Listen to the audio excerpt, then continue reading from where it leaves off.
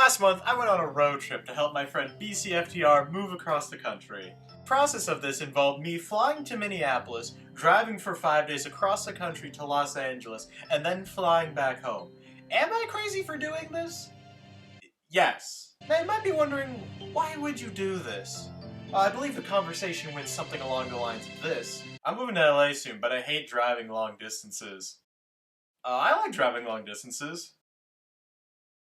You want to drive me to LA? Yes. So there I was in the Days Inn parking lot, listening to Inspector Gadget 2, about to embark on a semi-regrettable journey. Like it's him. It's the guy. But first we stayed at the hotel for recently divorced dads, the Home 2 Suites in Eagan, Minnesota. After experiencing what was the most liminal space of a day I had ever been in, it was finally time to hit the road and head on over to Rapid City, South Dakota. Look at that Minnesota scenery. And he can just slice his hand like to the bone, doesn't stop. And wait, he sliced his own hand? His hand cut himself. Holy. Anyways, we decided to stop by the Jolly Green Giant in Blue Earth, Minnesota. It's a big old vegetable man. Where they placed the viewing platform for the giant, it's like they want you to upskirt him. So I've been to this thing a couple times before. This time the museum was open, so I decided to check inside, and oh yeah, I forgot this guy is a mascot for a company. For a vegetable company. Apparently has this other little mascot guy, and I found some unpainted ones, these little children of the corn here. Little tourism distraction aside, oh look, it's the first sign for Wall Drug over 300 miles away. Only 355 miles. Let's go. I wonder if we'll see any more of those. After being in Minnesota for so long, it was a breath of fresh air to get into South Dakota. You know, there's quite a few differences between that and Minnesota. Different power lines are on both sides. Whoa! There's even interesting terrain. Wow, hills. Now, a lot of states are the middle of nowhere, but South Dakota really utilizes it to build a lot of just random crap. Stop in Mitchell for lunch, but not visiting their famous corn palace. I know. What a tragedy. Yeah, then we get back on the road with... It's South Dakota. And there's some bugs. The bugs just keep piling on. Holy shit, there were so many. We also crossed over this river. It's like called the Missouri River or something. I don't know, I've never heard of it. See the world's largest prairie dog? Because, you know, what else are you gonna build out here? And after a long day of driving, decided to add even more driving to the trip by going through Badlands National Park. And you know what? I bet no one's ever made this joke before, but these lands ain't so bad.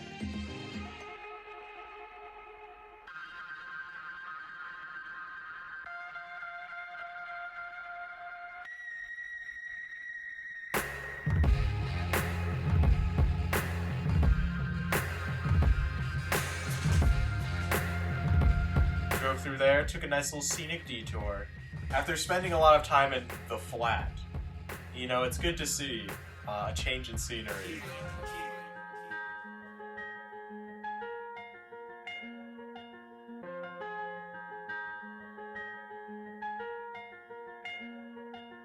Then we passed through Waldruck, didn't stop, you know, BC just had to see what it looked like. It's just like a bunch of different, it's a little tourist town. Like yelling at your kid, Doug. It's in my YouTube video now. It's just some guy yelling at his kid.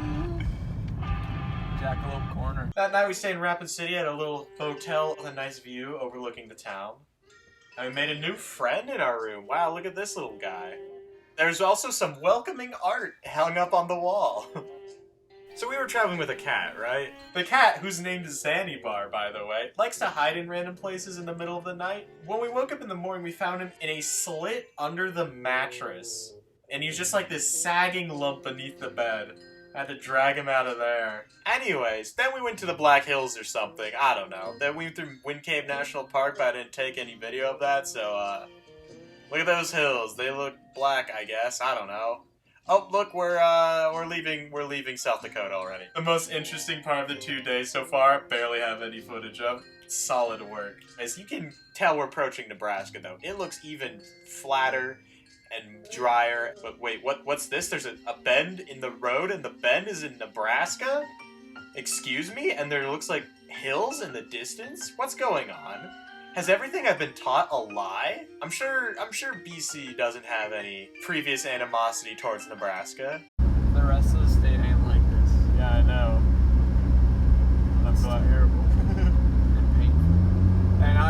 gaslit by Nebraska. But seriously though, why are there hills and trees? This isn't how Nebraska is supposed to look. It's supposed to look like this. GeoGuessr's lied to me. Oh, there's more like it. There's the fields. Now, near the town of Alliance, Nebraska, was our first important stop. That's right, Carhenge. A bunch of cars painted gray and stuck in the dirt. You know, it's majestic. What can I say? This is art. The middle of nowhere, Nebraska, splendid. Of course, there's not only Carhenge at Carhenge, there's also fish and dinosaur. Yeah, Carhenge, man. Carhenge, it's one of those places that thrives off of being, well, I mean, it's like kind of close by, so, you know, as we'll stop. Also interesting to point out, you'll see signs for attractions in South Dakota hundreds of miles away. But Nebraska, nah, we saw like 2 signs for Carhenge before we got there. We saw more signs for Carhenge in South Dakota than we did in Nebraska. And they're just like, yeah, Carhenge that way. Tiny little sign. Sadly, we had to leave the greatest art piece of all time. But hey, we got to see Scotts Bluff. Yep. That's probably the most interesting land formation Nebraska has, right there. Nebraska, though, has like the knockoff Black Hills, it seems, in the Panhandle area. So now I have this skewed idea of what Nebraska is in my mind, because this is all I've seen of it. Not gonna lie, I wish we would have went through the dog shit Nebraska so you could agree with me. And I mean, wow, it just kind of looks like Radiator Springs here. Oh, you can see right there, our car's gonna break down right there. Don't worry, it's not like it's gonna explode or anything. So we had to stop in the town of Kimball, Nebraska to get some more coolant. What a, you know, little hiccup, but don't worry. We almost got run off the road 3 times on this stretch of the I-80. Oh, look, hey, we're in Wyoming. It looks like Nebraska. Cool. Alright. Oh, there's the fireworks store letting us know that we are exiting Wyoming. Oh, bye, Wyoming. Hey, look, it's Colorado. Look, it's that good old bison. Hell yeah. Yep, Colorado. You can't see the mountains because the fog is so bad. We stayed at maybe the sketchiest place we stayed at in North Glen, Colorado. We didn't realize that the heater lamp was separate from just the normal light in the bathroom until like the 5 minutes before we left. And it's here in Colorado that we encountered a little bit of a roadblock. The Jeep exploded? Holy fucking shit, the Jeep fucking exploded. This isn't a joke. The Jeep caught on fire. You know, engine starts smoking. It didn't have enough power, so he's like, we gotta pull over right now. It's because billing out the right-hand side of the Jeep, so I could not see it. You know, we pull over to the side of the road, and we look out, and the engine is dripping fire. We didn't think it'd be that big a deal, as you can see here. 10 haunting pictures taken right before disaster. Here we're like, ah, shit, this is gonna take up like a day or 2, and we're gonna be stuck in Denver for a little bit, you know, this is gonna eat into our trip, whatever. Holy shit, it got so much worse. Earlier today, there was a car fire just a little further up the road near Genesee, and you can see flames coming out of that Jeep there. And unfortunately, I did lose my trademark Octo hat. Rest in peace, good buddy. Homie. Ocean man. But everything living made it out okay physically. Thankfully, both knew people in the Denver area, because if we didn't, like, it's actually crazy how lucky we were in terms of where the Jeep decided to catch fire. We also fucked up this bollard.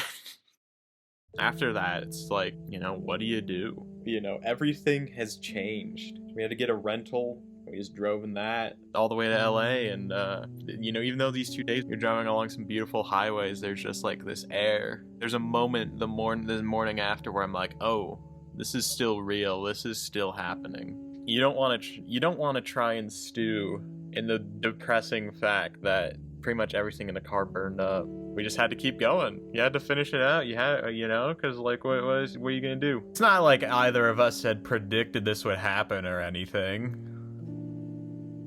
Ah, shit. We're gonna go to the Clown Motel, but some things just aren't meant to happen. Also, when driving through California, we encountered 2 separate thunderstorms. We drove into one thunderstorm, he kept driving, and ran into another one. What are the fucking odds? Also, apparently the Mojave Desert gets only about 3 inches of rain per year. So, yeah, that's how our luck goes. About, you know. That's the video. ends on kind of a downer, but hey, that's life. We're both somewhat recovered at this point. I don't know. Yeah, thanks for watching. You know, the car blew up, so why not give the video a like and subscribe too. Apparently I just do travel content now because in the time it takes me to edit a video, I've already gone somewhere new and make a video about it. Follow all the other Ocean Man social media, and yeah, thanks for watching. August, you're all silent, right? I mean, I can edit it out, so you can just keep talking about gutting an animal.